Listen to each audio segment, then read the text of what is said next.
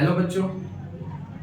तो चलिए बेटे, आज 9th क्लास की साइंस से एक और टॉपिक सीखते हैं। बाकी आप टाइटल देख के तो समझ ही गए होंगे बेटे क्या टॉपिक है। हाँ बेटे, 9th क्लास का एक और इंटरेस्टिंग टॉपिक है। तो बेटे टॉपिक क्या है? Law of flotation.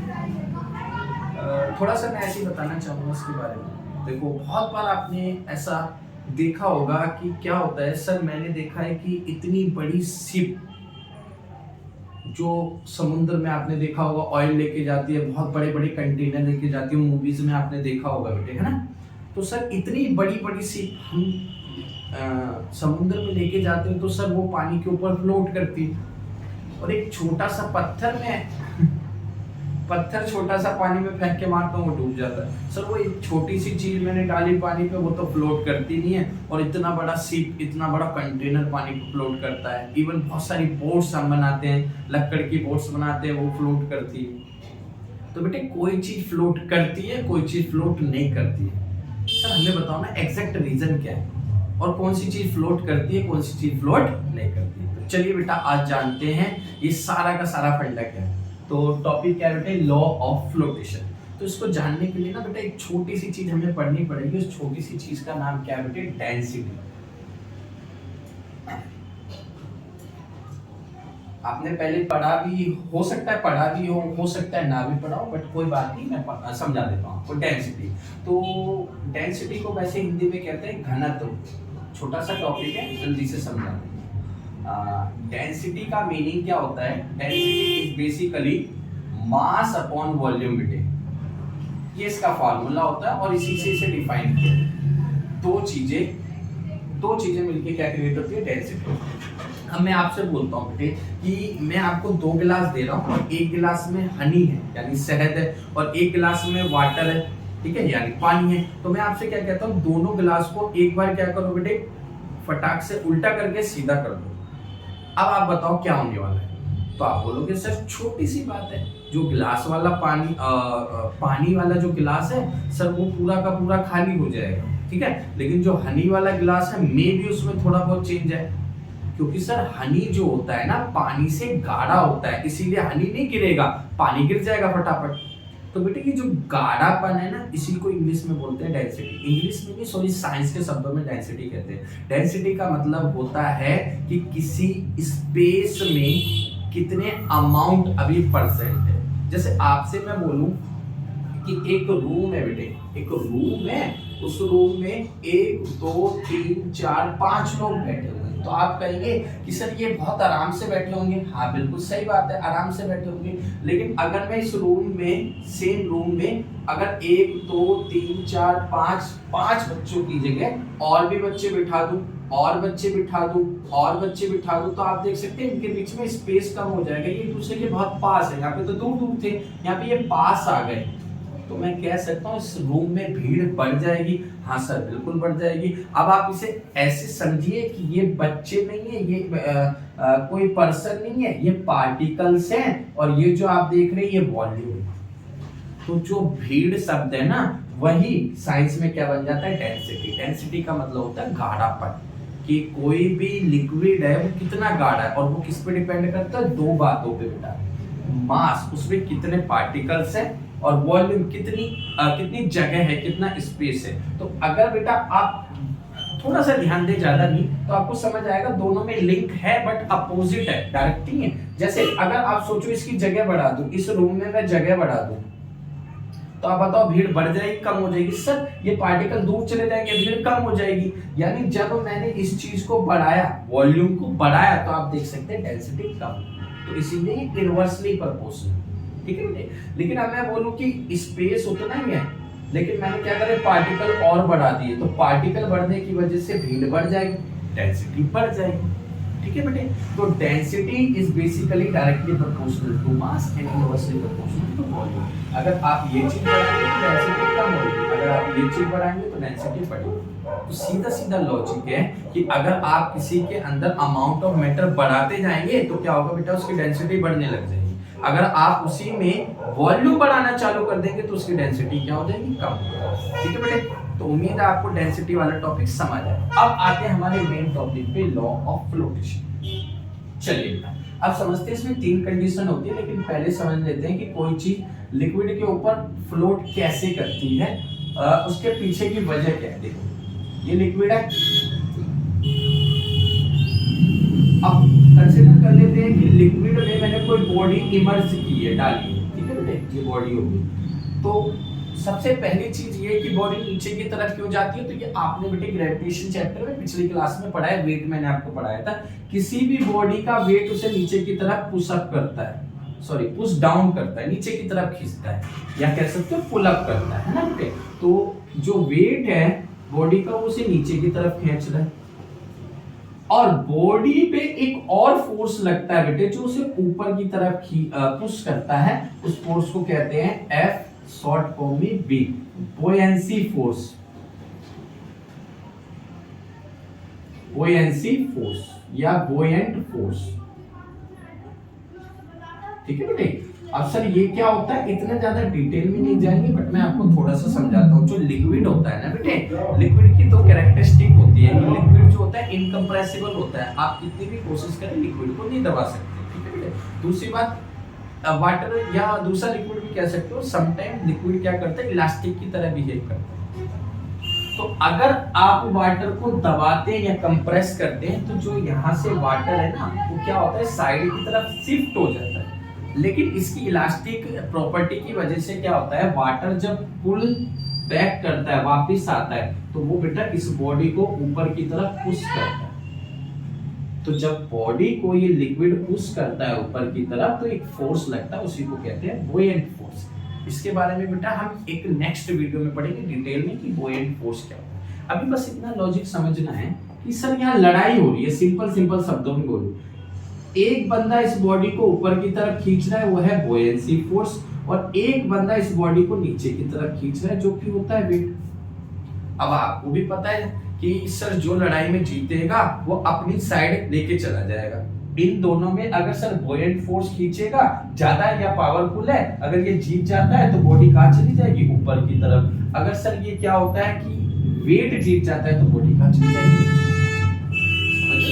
अगर इन दोनों की लड़ाई में ये जीता तो बॉडी कहाँ जाएगी, ऊपर। अगर इन दोनों की लड़ाई में ये जीता तो बॉडी कहाँ जाएगी, नीचे। तो यहाँ पे बेटा 3 कंडीशन बनती है। पहली कंडीशन क्या होती है कि अगर बुओयंट फोर्स ज्यादा है और वेट बॉडी का कम है, तो बॉडी कहाँ जाएगी, ऊपर, और ऊपर मींस क्या होगा बेटे, फ्लोट करेगी, है ना। सेकंड कंडीशन, अगर सर बॉडी का वेट ज्यादा है और बुओयंट फोर्स कम है, तो बॉडी कहाँ जाएगी, नीचे, यानी बॉडी सिंक कर जाएगी। थर्ड कंडीशन और होती है इंपॉर्टेंट कंडीशन, कि बॉडी का वेट और बुओयंट फोर्स बराबर हो जाए, तो क्या होगा, body will be in equilibrium. Sir इसका मतलब क्या होता है, इसको भी अभी समझते हैं।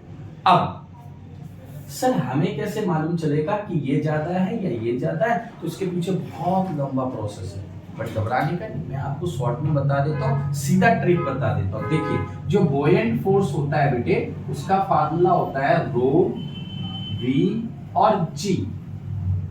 ये रो क्या होता है सर, क्योंकि ये बुओयंट फोर्स लिक्विड लगा रहा है, इसीलिए ये जो है ये सिंबल, अच्छा मैं बताना आपको भूल गया बेटे, डेंसिटी का सिंबल रो होता है, इसको रो पढ़ते हैं बेटे, RHOE ऐसे भी बोल देते हो, RHO भी बोल देते हो, सीधी भाषा हिंदी में बोल दो रो।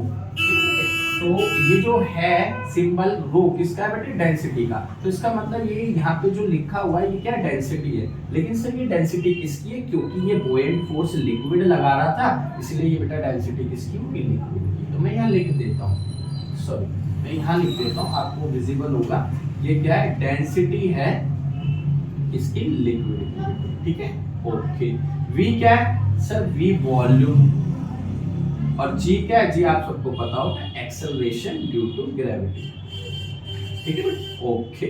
अच्छा वेट कैसे निकालते हैं, तो सर वेट का फार्मूला होता है same, rho V G, but यहाँ पे ये जो डेंसिटी है ये बेटे बॉडी की डेंसिटी है, तो मैं इसे 1 ले लेता हूँ या B लिख लेता हूँ, बॉडी की डेंसिटी, डन। बाकी सब सेम है, वॉल्यूम बॉडी का, ग्रेविटी वो तो सेम सबके लिए रहेगी। अच्छा बहुत बच्चे कहते हैं सर ये वॉल्यूम किसका है बेटे, ये दोनों वॉल्यूम सेम है। यहाँ पे V का मतलब हो गया वॉल्यूम ऑफ बॉडी, दोनों का सेम रहेगा, दोनों कंडीशन।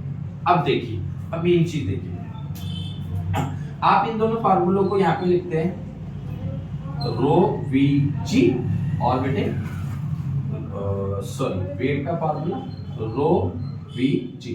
अब आप गौर से देखिए तो दोनों में जी आ रहा है बेटा, कैंसिल आउट कर देते, दोनों में वी आ रहा है, कैंसिल आउट कर देते, तो बचा क्या, डेंसिटी। यानी इन दोनों के फॉर्मूले में जो डिफरेंस है वो किसका है, सिर्फ डेंसिटी। तो अगर इसकी डेंसिटी ज्यादा हुई तो ये वाला फैक्टर बढ़ जाएगा, इसकी डेंसिटी ज्यादा हुई तो ये वाला फैक्टर बढ़ जाएगा। ठीक है बेटे, तो इसका सीधा सीधा रिजल्ट अब आपके सामने ये आ जाता है कि सर ये जो आपने तीन कंडीशन बताई है, ये तीनों कंडीशन खत्म। अब नई कंडीशन, अगर लिक्विड की डेंसिटी ज्यादा है बॉडी की डेंसिटी से तो बॉडी ऊपर चली जाएगी, यानी बॉडी विल बी फ्लोट। अगर लिक्विड की डेंसिटी कम है बॉडी की डेंसिटी से, यानी बॉडी विल सिंक, बॉडी नीचे चली जाएगी। और अगर बेटे दोनों की डेंसिटी बराबर है तो इसका मतलब है बॉडी विल बी इक्विलिब्रियम। ठीक है बेटे, समझे? अब समझो सिंपल सी बात, आपने बेटा छोटी क्लास में ये पढ़ा होगा कि जो वाटर है उसकी डेंसिटी क्या होती है, ज्यादा होती है एज कंपेयर टू आइस। बिल्कुल सही बात है। अब बताओ वाटर की डेंसिटी ज्यादा है यानी लिक्विड की ज्यादा है, आपने उसमें आइस डाली, आइस एक बॉडी है, उसकी डेंसिटी क्या है बेटे, कम है। यहाँ समझ लेते बेटे, ये पानी है, लिक्विड हो गया, इसकी डेंसिटी रो, और इसमें मैंने डाली आइस, ये हो गई बॉडी, इसकी डेंसिटी ऑफ बॉडी। तो बेटा डेंसिटी लिक्विड की ज्यादा होती है और आइस की, वाटर की जो आइस बनती है उसकी कम होती है। यही वजह है कि आइस क्या करती है, वाटर के ऊपर फ्लोट करती है। सेम बेटे इतनी बड़ी बड़ी जो शिप्स होती हैं, उन शिप्स की डेंसिटी ना बेटे कम होती है, बॉडी है ना, इनकी डेंसिटी कम होती है एज कंपेयर टू क्या, डेंसिटी ऑफ लिक्विड। सर कम क्यों होती है बेटे? आपने जितनी भी शिप देखी है, छोटी सी बात बताओ, वो शिप बेटे जो होती है पूरी की पूरी सॉलिड होती है क्या? नहीं सर, वो तो अंदर से खाली होती है ना। और अंदर से खाली मींस उसका मास आपने कम कर दिया, और किसी का मास कम होता है तो बेटे उसकी डेंसिटी भी कम होती है। तो जितने भी ऑब्जेक्ट आप देखेंगे वाटर के ऊपर फ्लोट करते हैं या लिक्विड के ऊपर फ्लोट करते हैं, उनकी मेन वजह क्या होती है कि उनकी density as compare to water कम होती है। समझे बेटा आप? सीधा सा लॉजिक है, जिसकी डेंसिटी पानी से कम होगी वो पानी पे फ्लोट करेगा, जिसकी डेंसिटी पानी से ज्यादा होगी वो पानी में डूब जाएगा। अच्छा सर हम डेंसिटी बढ़ा घटा सकते हैं? हाँ, कैसे बढ़ा घटा सकते हैं? सर आप मास चेंज कर लो। मैं एग्जांपल देता हूं बेस्ट आपको। एक बोतल लीजिए, बोतल में आप थोड़ा सा पानी डाल लीजिए, बोतल को बंद कर दीजिए, कर दिया। अब बोतल को पानी में डाल के देखिए वो सर वो क्या करेगी, पानी के ऊपर फ्लोट करेगी। बिल्कुल सही बात है, क्योंकि उसकी डेंसिटी कम है, क्योंकि वो पूरी खाली तो है, आपने थोड़ा सा पानी डाला है। आप पानी को बढ़ा दीजिए, अब देखिए सर बोतल थोड़ी आधी पानी में डूब गई, ऐसा फील होगा आपको। बेटा और पानी डाल लीजिए, थोड़ी और डूब जाएगी। जिस दिन आपने पूरी बोतल भर दी, यानी अब बोतल के अंदर जो है कंप्लीट मास है और वॉल्यूम तो बोतल का जो था वो सेम रहेगा, तो डेंसिटी बढ़ गई बोतल की, इसकी वजह से बोतल पानी में डूब जाएगी। समझे बेटा बात? तो सिंपल सा लॉजिक है, बस आपको क्या ध्यान रखना है, आपको ध्यान रखना है डेंसिटी लिक्विड की और डेंसिटी बॉडी की। इन दोनों में बेटा जो ज्यादा होगा वो बॉडी को अपनी साइड लेके जाएगा। ठीक है बेटे, अगर डेंसिटी बॉडी की ज्यादा है तो नीचे चली जाएगी, अगर डेंसिटी लिक्विड की ज्यादा है तो ऊपर फ्लोट करेगी। ठीक है बेटे, तो उम्मीद है आपको समझ आया होगा कि कोई भी बॉडी पानी में कैसे फ्लोट करती है या फिर सिंक हो जाए। अच्छा एक चीज रह गई, सॉरी, इक्विलिब्रियम। सर ये नहीं बताया आपने। अब मैं आपसे बोलता हूं कि आपके पास एक बोतल पानी, ठीक है बेटे, अब मेरे पास दूसरी एक बोतल पानी है, तो उसमें से मैंने इसमें पानी डाला, क्या समझ रहे हो? मेरे पास एक बीकर है जिसमें पानी भरा हुआ है, मैंने इसमें थोड़ा सा पानी और डाला। अब आप बता सकते हो जो मैंने अभी पानी डाला वो उसके ऊपर तैर रहा है या डूब गया? तो सर ये कैसी बात कर रहे हो आप, मैं कैसे देख सकता हूँ? आप मिक्स कर दोगे तो हमें कैसे पता लगेगा कौन सा पानी का है? तो एग्जैक्टली दोनों की डेंसिटी सेम है ना, चलिए तो आप पानी को नहीं पहचान पा रहे। दोनों की डेंसिटी अलग अलग होगी तो आपको वो दिखता है जो मैंने पानी डाला। समझे बेटे बात? तो दोनों की डेंसिटी सेम हो जाने का मतलब है दोनों कंप्लीटली सेम हो गए और वो इक्विलिब्रियम कंडीशन में हो गए। अब आप एक को देखो दूसरे को देखो, आपको फील नहीं होगा, वो सारा का सारा वाटर कंप्लीटली सेम। ठीक है बेटे, तो ये थी इक्विलिब्रियम वाली कंडीशन। तो उम्मीद है अब आपको समझ आ गया होगा बेटे कोई बॉडी वाटर पे क्यों फ्लोट करती है और कोई बॉडी वाटर पे क्यों डूब जाती है। ठीक है बेटा, ओके बेटा, मिलते हैं नेक्स्ट वीडियो।